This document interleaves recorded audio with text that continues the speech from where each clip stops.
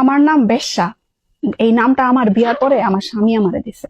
আমার স্বামী আমারে কয় জিদ উঠলে, আরে বেশ্যা মাগি, আয় এটা কইরা দে, তুই তো একটা বেশ্যা, তুই তো নর্তকী, তুই তো এক টেকার।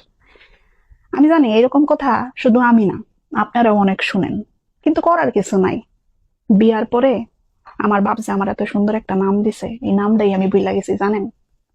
সারাক্ষণ খোঁচায় খোঁচায় কথা কইব, একটা ভালো কথা কইলেও একটা তেরা উত্তর দিব। আর এই তেরা উত্তরটা আমি শুনতেই থাকি। ওই তেরা উত্তরটা যদি আমার হজম না কইরা আমি যদি কই তুমি আমার লগে এইরকম ব্যবহার করো কে, তখন আমারে কইব কি, ওই মাগি, এই তেরা কথা শুই না থাকতে পারলে থাকবি, না থাকতে পারলে বাপের বাড়ি যাবি গা। আমার বাপের কিন্তু কম পয়সা নাই, কিন্তু তারপরেও আমার বাপের বাড়ি আমি যাইতে চাই না, যাইতে পারি না। ওই যে সম্মান, আমগো মধ্যবিত্ত পরিবারের মানুষগত সম্মান অনেক বড়।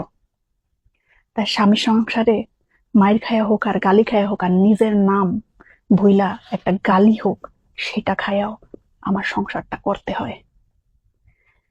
কারণ মাইয়াগো কোনো জীবন নাই।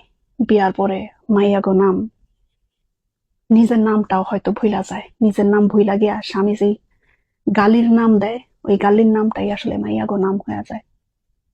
তাই আমার এত সুন্দর নাম আমি ভুইলা গেছি। এখন কেউ জিগাইলে আমি আমার নাম কই বেশ্যা।